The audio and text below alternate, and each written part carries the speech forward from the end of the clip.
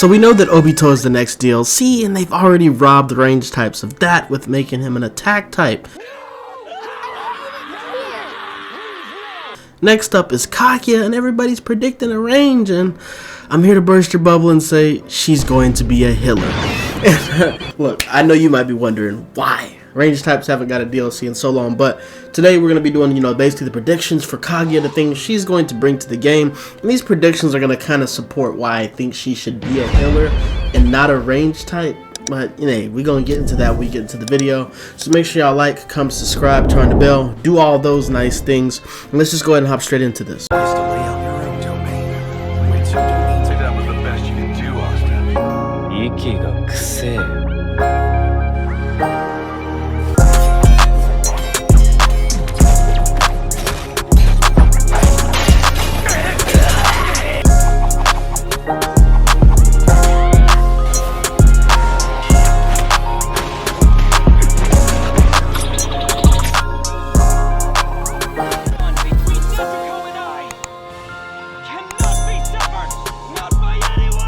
Okay, so we get into the breakdown of, my main reasoning for why I think Kaguya is going to be a healer is going to deal with her ultimate. When I go into details on that, the idea that I have just doesn't work for a range type, and I honestly just think that her ultimate is going to be whack as hell if they make her a range type. But some backstory about Kaguya. We know that she has all nature types. Kaguya was a low-ranking member of the clan, chosen as a sacrifice to the Ten Tails. When she came to Earth with Ishiki, she was supposed to be sacrificed to the god tree, but instead desired the fruit for herself, and that is why she turned on Ishiki. Her healing almost solidifies for me that she's going to be a healer type. In the show, you see her regenerating limbs and all types of things. She uses jutsus with no hand signs, so that's going to be interesting with her jutsus. Her jutsus are more than likely not going to involve hand signs. And there's also one other thing that I'm very curious about. We know that we don't really have much things from Zetsu in the game, and Zetsu has close connections with Kaguya, being the offspring and things like that. Even when they're fighting, Zetsu is in her sleeve, so I'm kind of curious if they're going to find some way to implement Zetsu into the base character of Kaguya, or if it's just going to be Kaguya.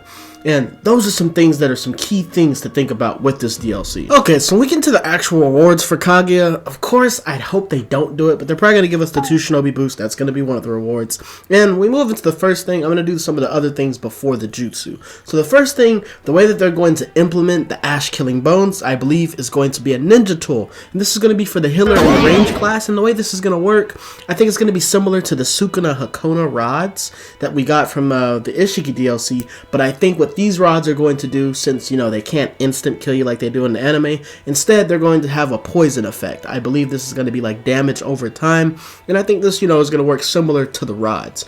Is another thing, I think she is going to bring a substitution, and this is going to be the Yomotsu Hirasaka, and I think this is going to be similar to the time space hop that we get from the Sasuke DLC and things like that. And I believe this will be for all classes, but the way that this substitution is going to work is the user escapes an attack using the Kekai Morai time-space technique.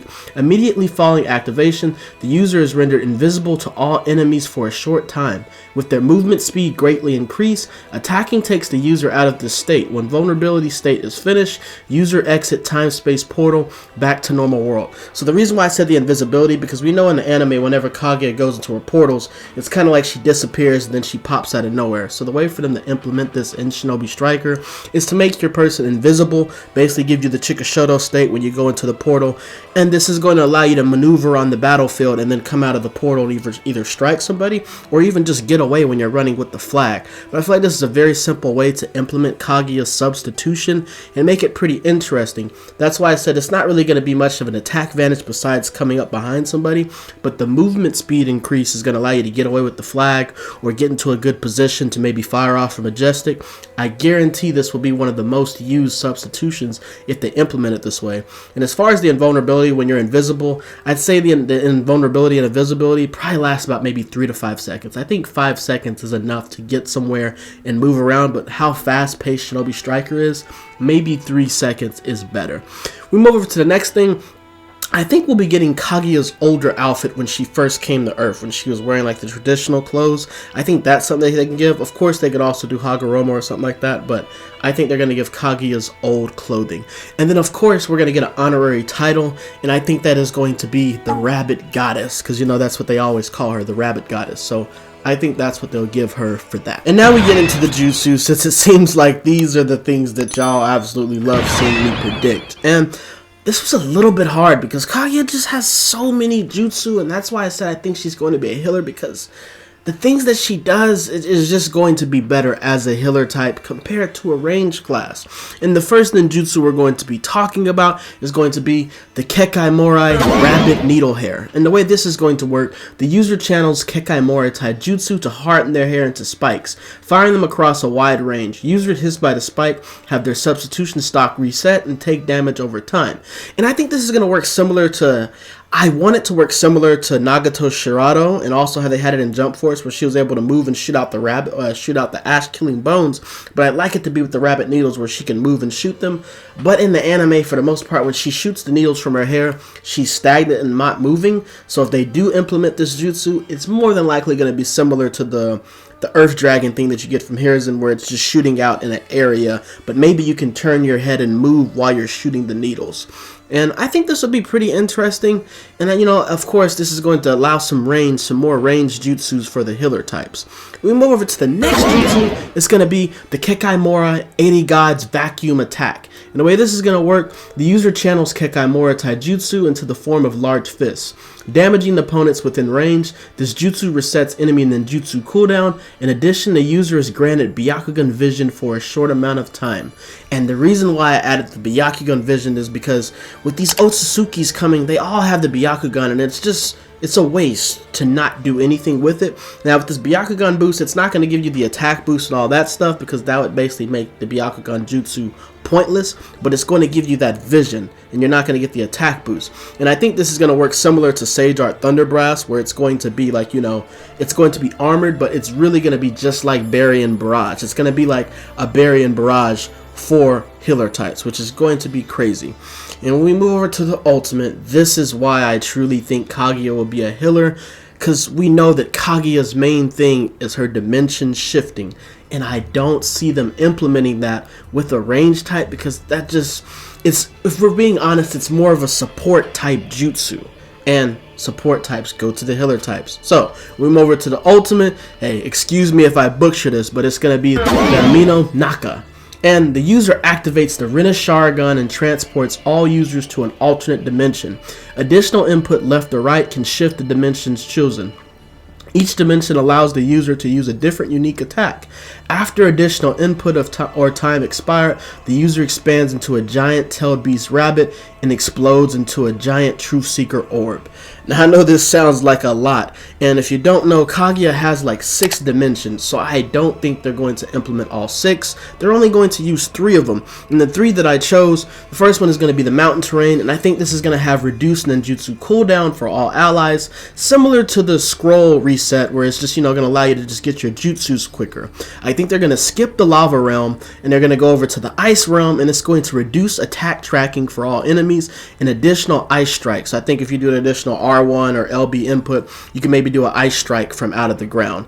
I think they're going to skip the desert one, and they're also going to skip the acid, because that's just going to be too difficult, and go over to the pyramid terrain, because this is going to be very easy to implement with the weight and stuff. You can just do weight and boulder on all enemies and have everybody else moving slower. And like I said, then after a certain amount of time, she's gonna, you know, transform into the Rabbit Goddess Truth Seeker Orb and explode. And I think this is gonna be similar to how Datara's explosion is. I don't think it's gonna be a fired out Truth Seeker Orb. I think it's gonna be in an area effect where you explode. Now this is for the healer. If they do a range type DLC, I don't see them implementing the dimension shifting, and if being honest, the ultimate is probably just going to be some type of expansive Truth Seeker orb, and it very well could be like Datara's, where you explode, but that'd be a little bit of a copy, so she might fire the Truth Seeker orb out. But the ultimate is truly why I think she's going to be a healer, because in order to implement the dimension shifting, that is more of a support type thing, and healer types are the ones that get the support type stuff. if she's a range type, I would pretty much count out the dimension shifting for her. But yeah, I mean, that's gonna be it for the predictions, man. I'm excited for Kaguya. I'm excited for Obito too, but you know, he's an attack type, so you know, we're gonna see how that goes. But I'm very excited for Kaguya, and like I said, she has very strong ties to Zetsu. So don't be surprised if they get rid of one Shinobi boost and maybe bring in, you know, maybe the Zetsu Akatsuki outfit, you know, where you have the tree thingy, whatever it is on your head. And also, my rewards that I chose, very well, the Kaguya old outfit could very well get switched out for the Rinne Sharingan, since they did give Sasuke's cursed painting and Jigen's painting. They very well could do the Rinne Sharingan, but I'm hoping they just get rid of that additional Shinobi boost and add one of those things. But let me know in the comments what y'all think about Kaguya. Do y'all think I'm wrong about predicting her being a healer? I don't think she's going to be a range. I think our range is going to come for Season 7, and I know y'all are sad to hear that. But let me know what y'all think about it in the comments, man. I'm going to see y'all in the next video, and let me know what other DLC type of concepts y'all want to see. We still got to do my man Darwi, but I'm going to see y'all in the next one, man. We up.